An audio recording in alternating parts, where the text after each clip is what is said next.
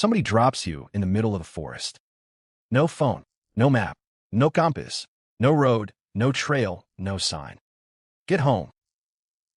Most people would die out there, and not from anything dramatic. They would die from walking in the wrong direction for 4 days. Your ancestors did this every week of their lives, across continents and across open ocean, and they did it well enough that their descendants are everywhere. So how? Start with how bad we actually are at it now. In 2009, a researcher named Souman took volunteers into a flat German forest in a Tunisian desert and asked them to walk in a straight line. On a clear day, with the sun visible, people did fine. When the sun went behind cloud, or when it got dark, they walked in circles.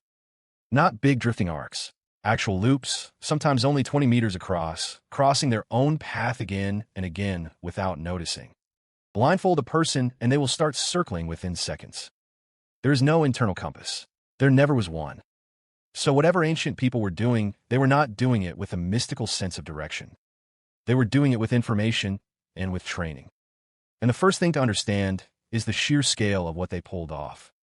About 65,000 years ago, people were living at a rock shelter called Madjedbebe in northern Australia.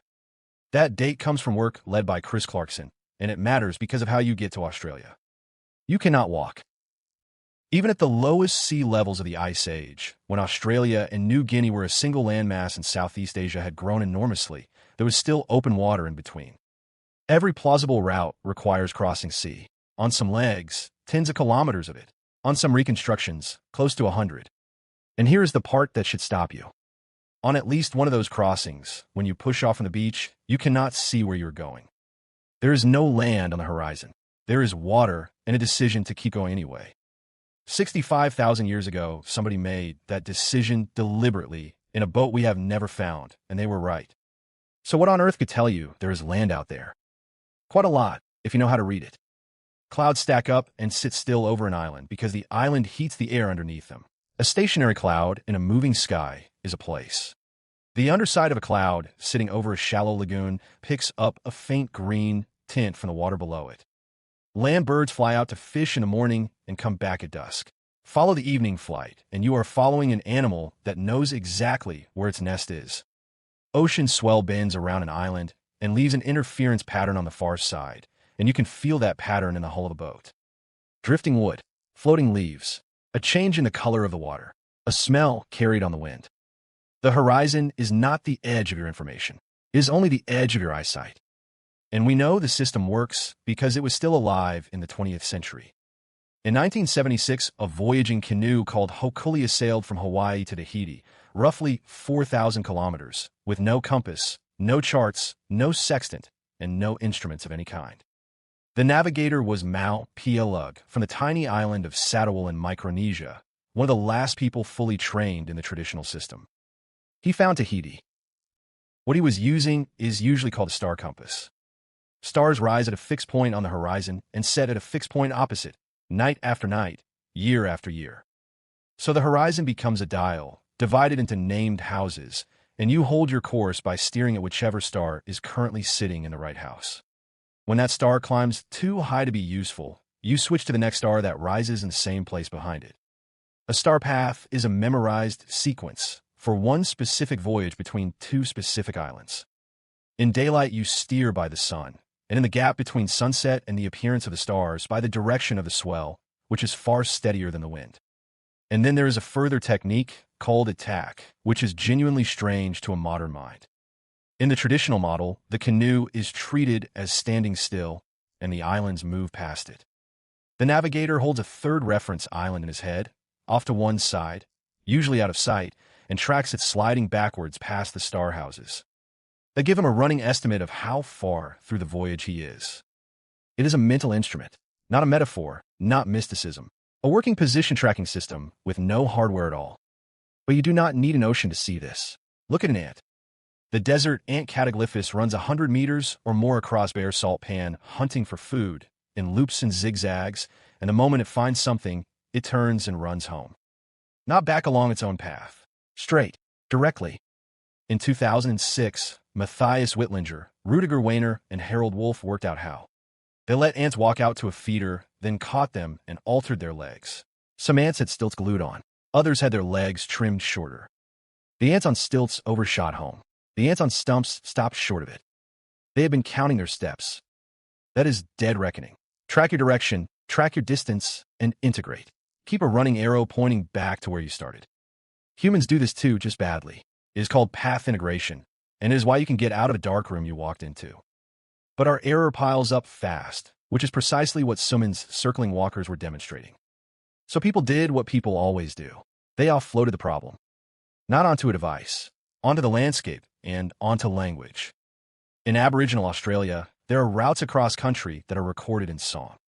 The songs are sequenced, and the sequence follows the ground. Verses correspond to features you pass in the order you pass them. Some of those routes run for many hundreds of kilometers across the country of different language groups, with the song handed on at the boundary. These are sacred and living traditions, bound up with law, ancestry, and country, and calling them maps undersells them enormously.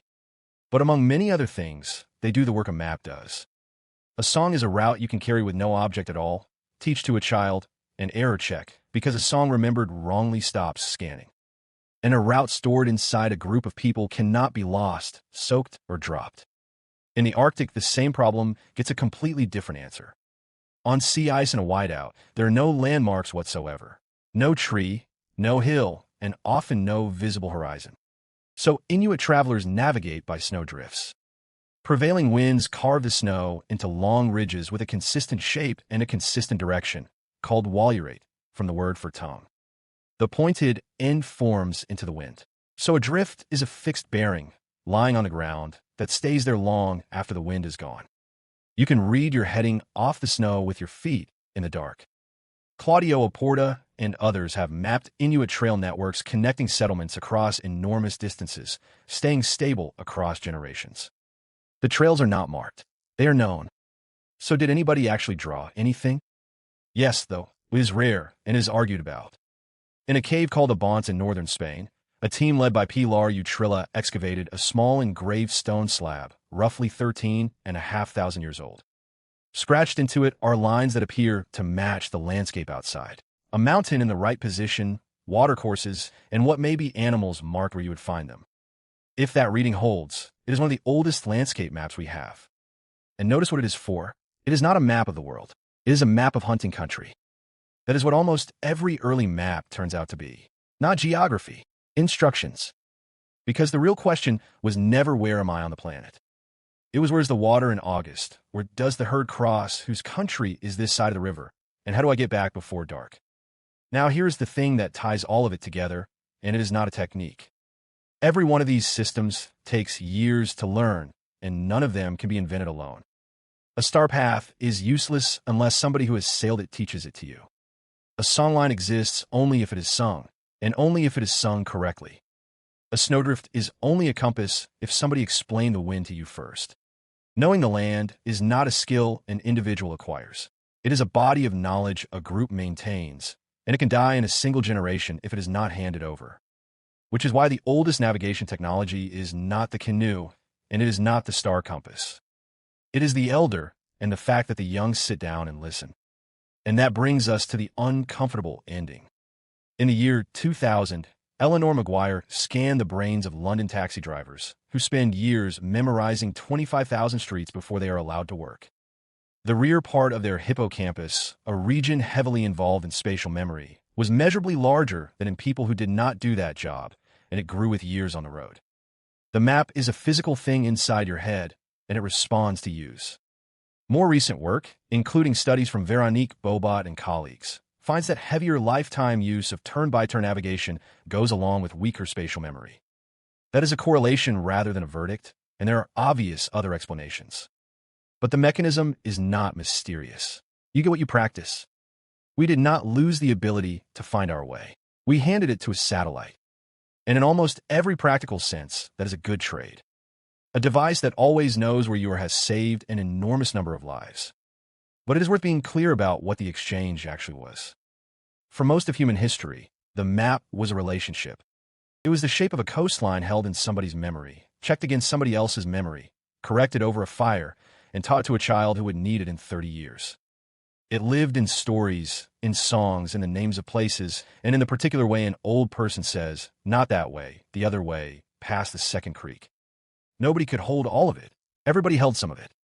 65,000 years ago, somebody stood on a beach in Southeast Asia and looked at an empty horizon. They had no map, no compass, no instruments, and no evidence of land beyond a pattern in the clouds and the direction the birds flew at dusk. And they got into the boat. They were not braver than you are. They simply knew more about that horizon than you know about your own street. Tonight your phone will tell you where you are, instantly, to within a few meters.